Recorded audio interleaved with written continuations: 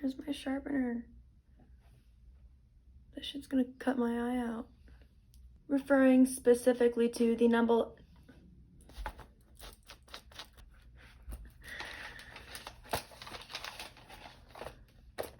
Thanks for watching, and please go to... Thanks for watching. Please like and subscribe. Okay. And this is why I don't do my foundation first. Alright guys, welcome back to my channel. It is Throwback Thursday again, because it's the only time I ever post videos. You should know that by now. Let's see. How is my day going so far? So, I cut my armpit in the shower, put on deodorant. That burned. I didn't know that was gonna happen. It burned the fuck out of my armpit. There's a child outside my window. What the fuck? What is happening? Anyways, I tried to do soap brows, and now my face hurts. I feel like I just scratched the shit out of my eyebrows. I don't know what I'm doing. I think it's pretty clear that I honestly, I'm not gonna lie, I used a little bit of soap, and then it wasn't really working, so I put some edge gel on it. I think it's fair to say I have no idea what I'm doing. Typically, I wouldn't go in and start with my eyebrows, but I think that's gonna be best because those aren't gonna hold up and I look crazy.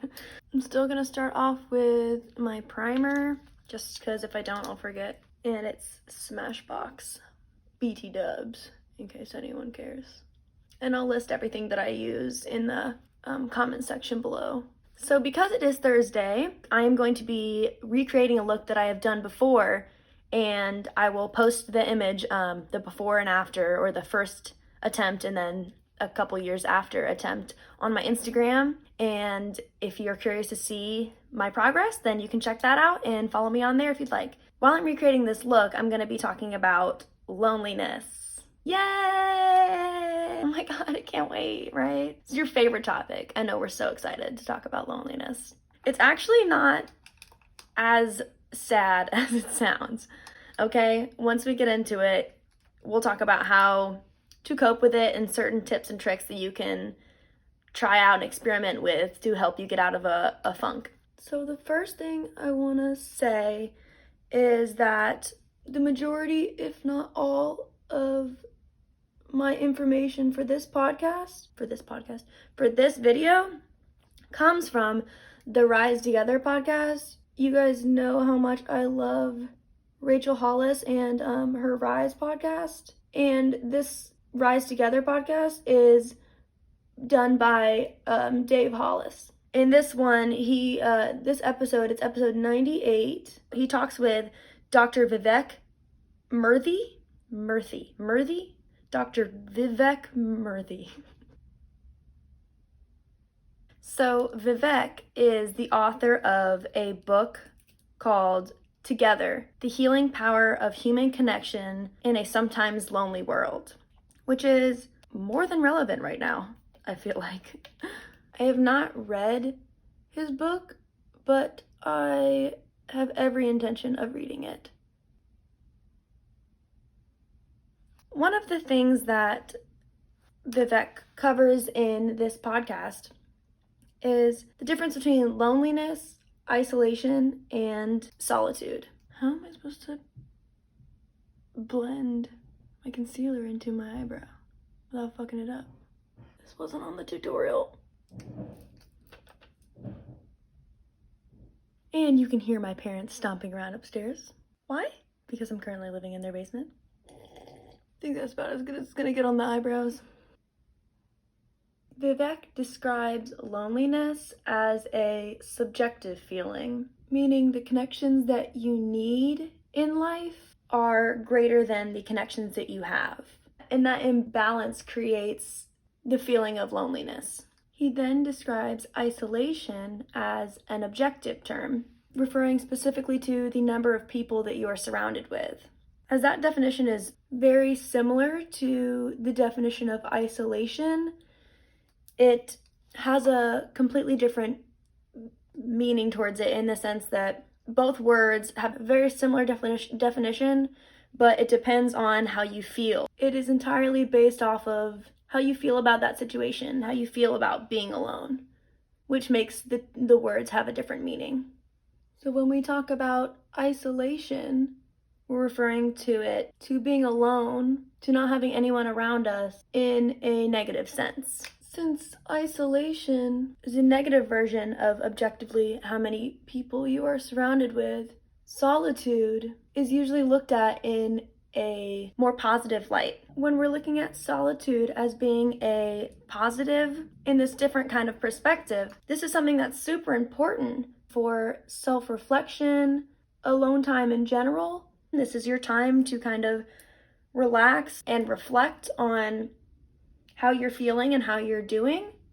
And it's just a great opportunity for you to process everything that's going on inside your head and in your own personal life. There are plenty of people who enjoy spending time by themselves. That would be considered solitude. I personally need me time. It helps me reflect on my day. Dr. Vivek, throughout the podcast interview, talks a lot about the stats.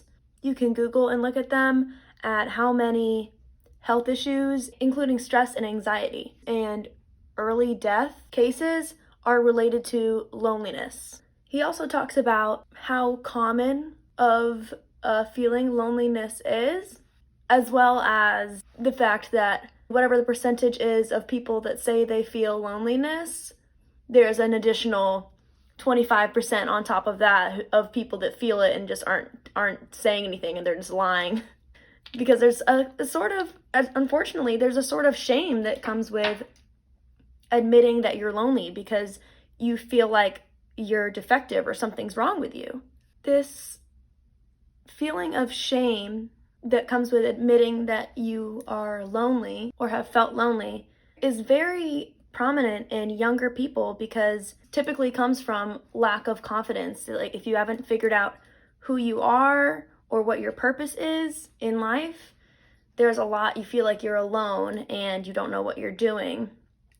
And that stems into the bigger issues that it can cause. On the contrary, when people admit to feeling lonely or having their insecurities come out and they are vocal about it and public about it, it can empower other people and comfort other people who are feeling the same feeling, which a lot more people than you think are. And it can really help other people be more realistic and be more open and comfortable with the fact that it's just a feeling and that they're not the only one feeling it. Another reason it is important to talk about it with other people, it can be anyone you want it to be, it doesn't have to be therapy, it can be your closest friend or a family member, is because if you don't talk about it, then guess what? No one is gonna know.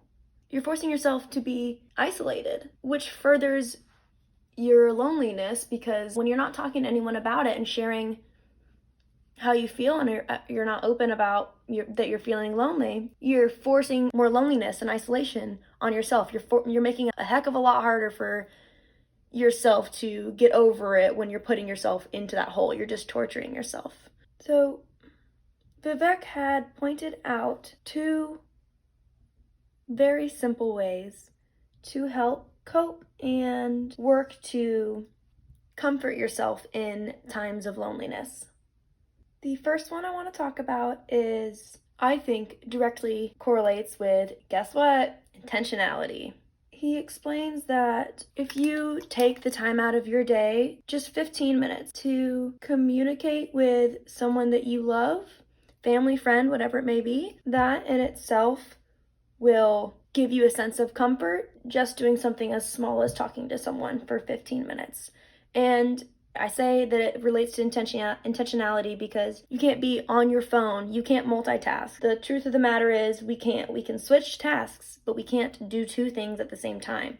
So if you are on your phone while you're listening to someone, that time, that quality of that time has half the value because you're not intentional about it. You're not there for that person listening and talking to them. You may be wondering why my makeup is done and I have jewelry on out of nowhere. You would have seen me complete it and talk about a whole lot of stuff if my phone were recording. I wanna die. I wanna fucking die. I don't know where I left off. I don't know what I haven't covered and what I have covered.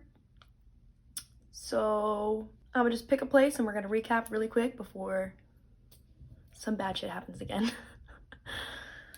So I'm pretty sure I talked about the first point of reaching out to someone you love and being intentional and talking to them, and how that will be comforting, and just knowing that you have those people out there that you can talk to can help you feel less lonely. The second point, I can't believe I'm doing this all over again. The second point that Vivek made was to find a way to serve, become a servant for your community or for someone in your community. Now, this doesn't mean you have to put in all of your time and money and commit to doing a whole bunch of community service or donating to a whole bunch of different foundations or feeding the homeless or anything that is going to take up a lot of time. That would be great if you did, but he's just suggesting something as little as calling up a friend and checking in on them and seeing how they've been doing, talking to them for a little bit, or inviting somebody over and making dinner for them, and just treating them to an evening off where they don't have to go out and buy dinner, they don't have to make it. An idea that he suggested was calling up a friend in virtually or in person, if you're comfortable doing that, watching their kids, babysitting their kids for an hour.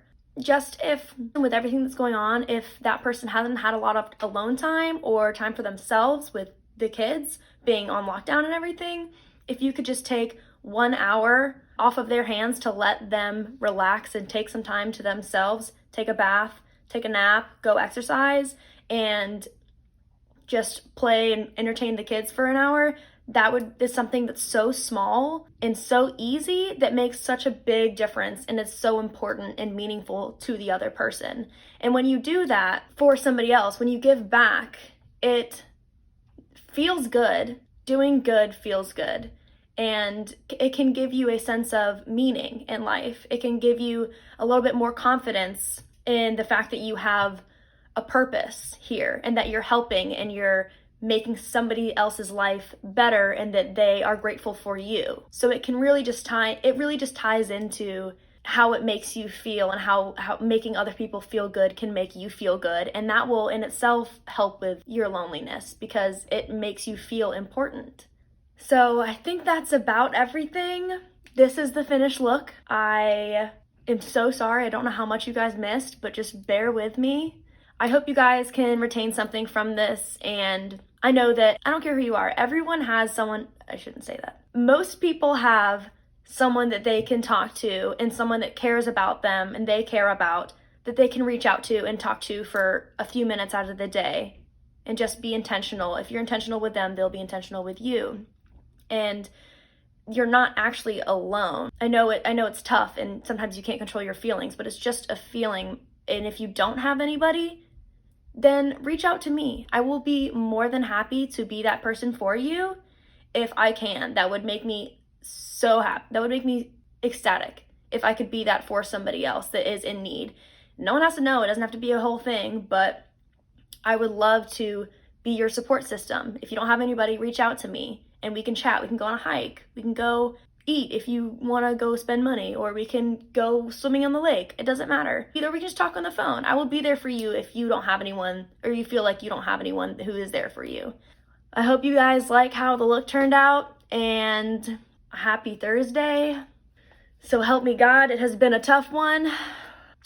And I hope you guys tune in next week, because I don't know if I'm gonna make it. But I hope you guys tune in next week. Thanks for watching, and please check out my YouTube, like and subscribe if you can. That would mean so much to me. And I will see you guys next time. Goodbye.